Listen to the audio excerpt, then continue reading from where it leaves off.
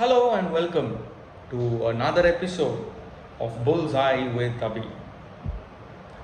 We have discussed a lot of fixtures, a lot of pre-match analysis that's happened right here. We've also discussed stats and records after the games have concluded. Today, Bangladesh is playing England at Dharamshala. That's currently ongoing. You have another game, the day-nighter, between Pakistan and Sri Lanka. But let's discuss something away from the current fixtures. Some players who are very less spoken about in the history of ODI World Cups. That's what we will speak about. How these cricketers have had a major impact for their countries, and yet very little is spoken about them or written about them.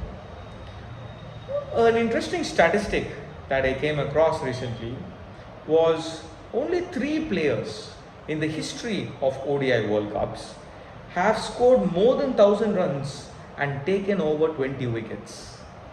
Only 3 players who have managed this remarkable feat. 1000 runs and 20 wickets, that too on a grand stage, is no mean feat. And you can see that only 3 players have managed something like this. And those 3 players are not often the ones we speak much about or deliberate about when it comes to World Cups and statistics. But absolute legends and greats in their own way.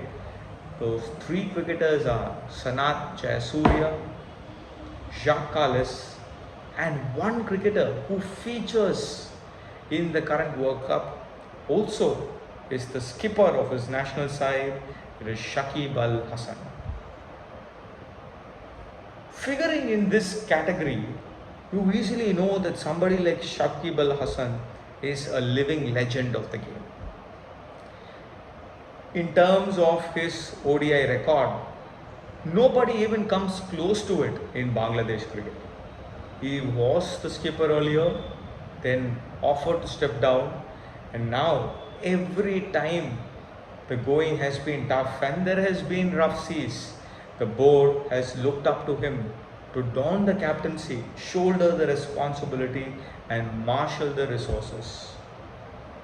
The other 2 names are also 2 cricketers who are very close to my heart. I literally grew up seeing them and would often want to speak about them because they are not spoken much about alongside the greats such as Sachin Tendulkar, Ricky Ponting, Kumar Sangakkara, Brian Charles Lara.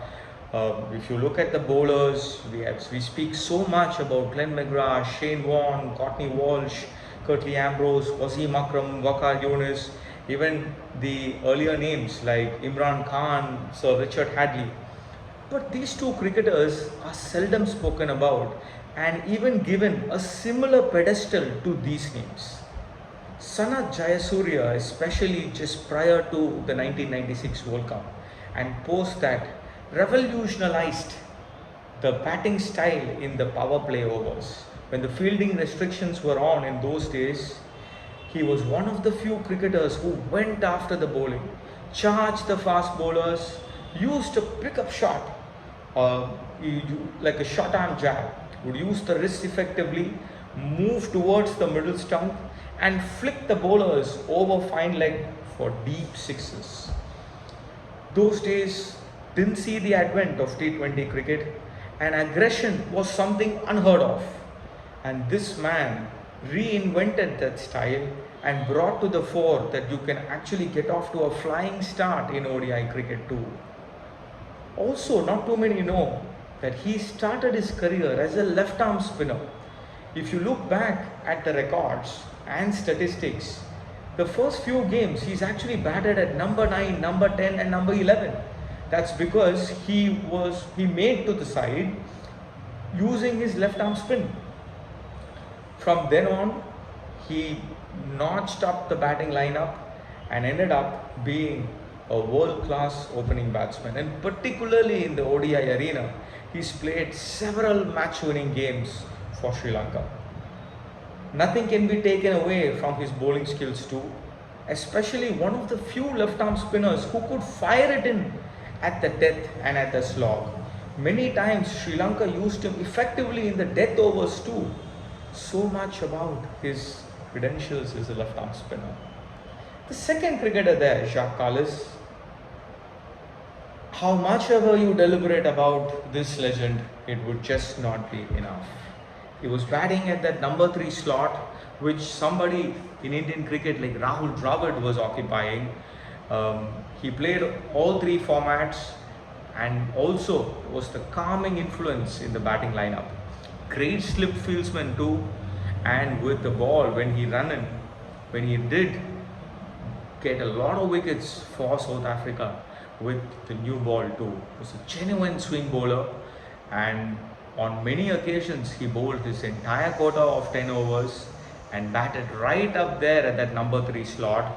Again, here was a cricketer when the chips were down, always contributed, was always a calming influence, was rock solid in his defense, was great at the first slip. Always wondered why he didn't get too many opportunities to lead the side.